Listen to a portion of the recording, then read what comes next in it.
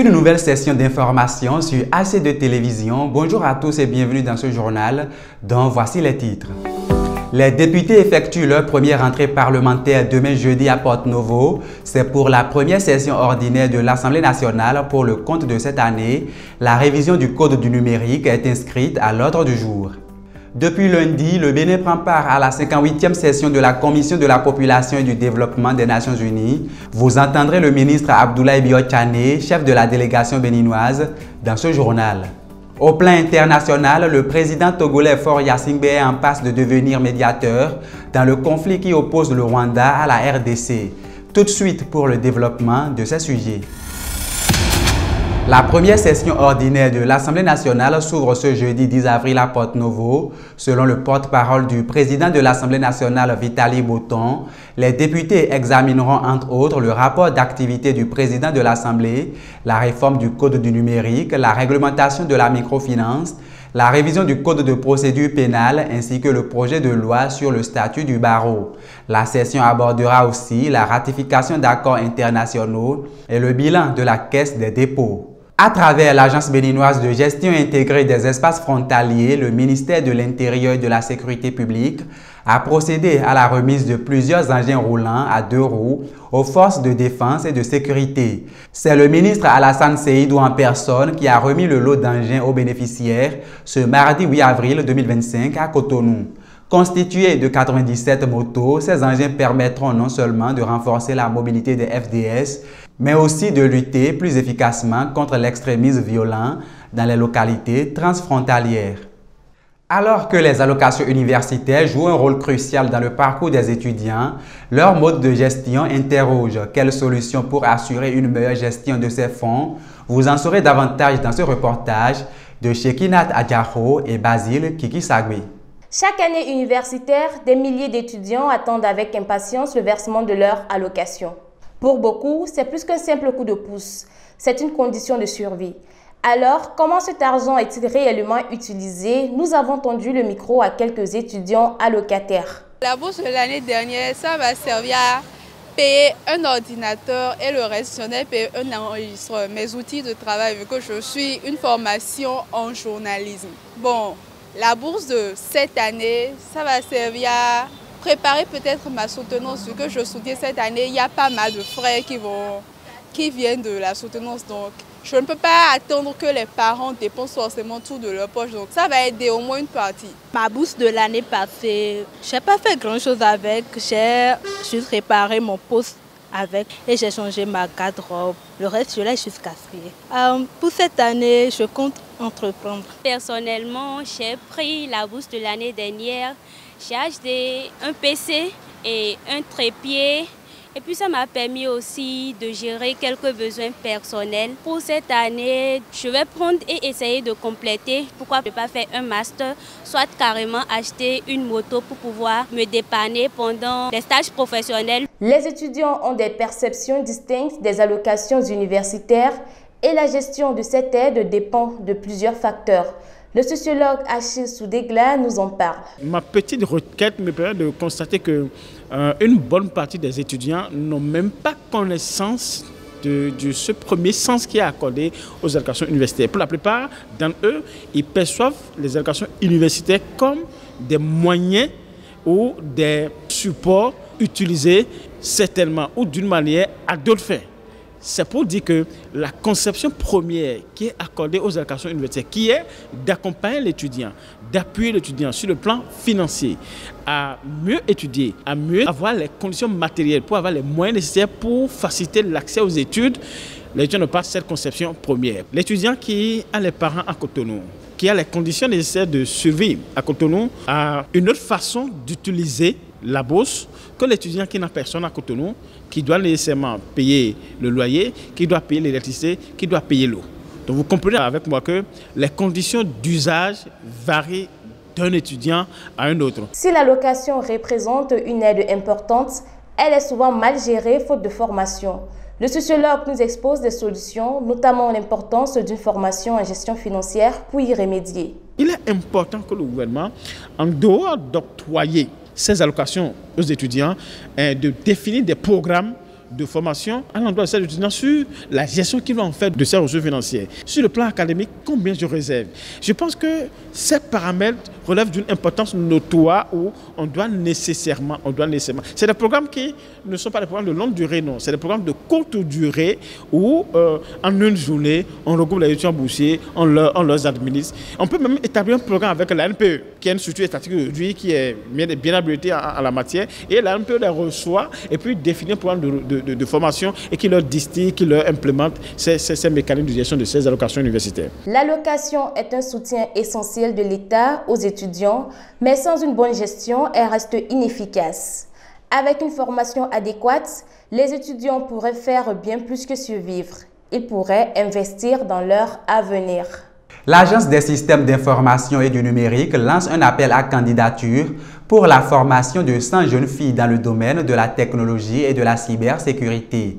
À l'issue de la formation, une bourse sera offerte aux 40 meilleures jeunes filles pour intégrer l'école des métiers du numérique. Selon le gouvernement, cette formation permettra aux jeunes filles béninoises désireuses d'enrichir leurs connaissances dans ce domaine stratégique pour le développement économique et technologique du pays. Le dépôt des candidatures a démarré depuis le 7 avril et se poursuit jusqu'au 30 avril 2025 sur le portail national des services publics du Bénin.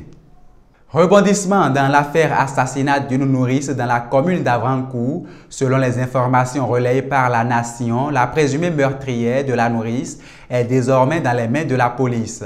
Elle revenait du Nigeria où elle était déjà allée déposer le bébé quand elle a été interpellée par les éléments de la police républicaine dans la soirée d'hier grâce à une collaboration entre la population et la police. La même source rapporte que la présumée criminelle n'était rien d'autre qu'une amie de la victime. Soumise à un interrogatoire au commissariat de police d'Avrancourt, elle aurait avoué les faits et cité les noms de tous les complices de son acte odieux. Les éléments de la police se préparent ce mercredi 9 avril pour se rendre au Nigeria afin de récupérer le nourrisson. La 58e Commission de la population et du développement des Nations Unies s'est ouverte le 7 avril 2025. Le ministre d'État béninois Abdoulaye Biot-Chané, représentant le Bénin à ce rendez-vous mondial, a présenté les avancées du Bénin en matière de santé et de bien-être dans le pays. Suivez plutôt son discours.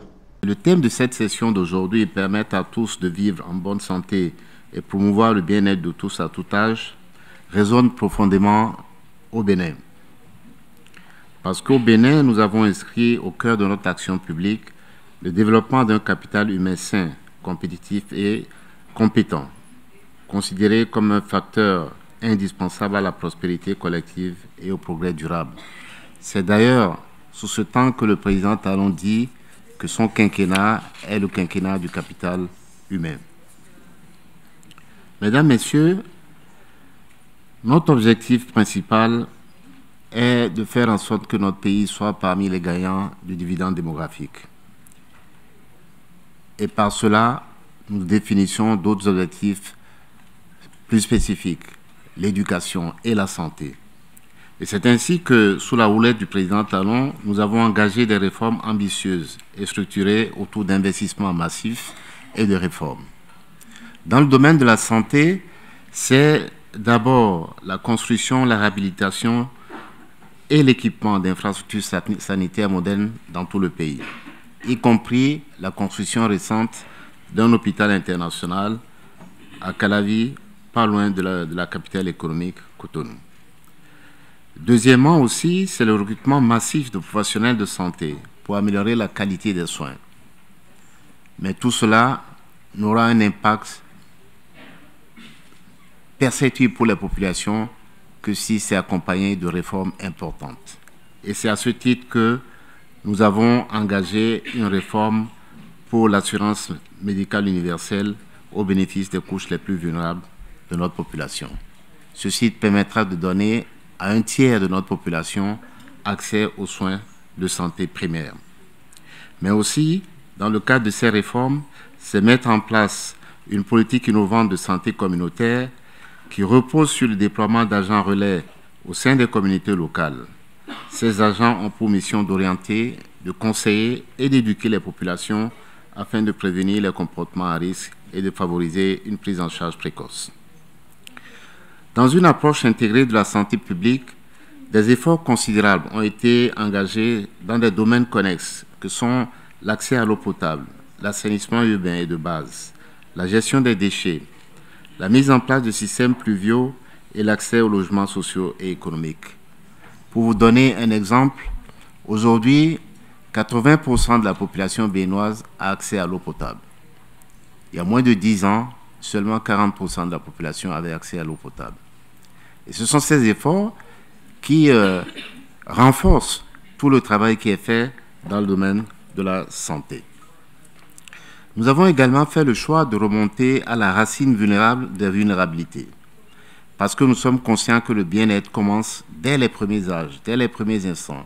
Nous avons donc élargi et renforcé notre programme national des cantines scolaires pour garantir à chaque enfant un accès à un repas quotidien. Là aussi, en 2016, très peu d'enfants avaient accès aux cantines scolaires. Aujourd'hui, 80% des enfants qui vont à l'école primaire ont accès à un repas par jour et d'ici 2 ans, c'est un accès universel, c'est-à-dire que tous les enfants qui vont à l'école primaire publique auront accès à ce repas-là. Dans cette même dynamique, le Bénin s'apprête à lancer dans quelques semaines un projet national de supplémentation nutritionnelle des 1000 jours, visant à prendre en charge les femmes enceintes, les nourrissons et les enfants de moins de 5 ans.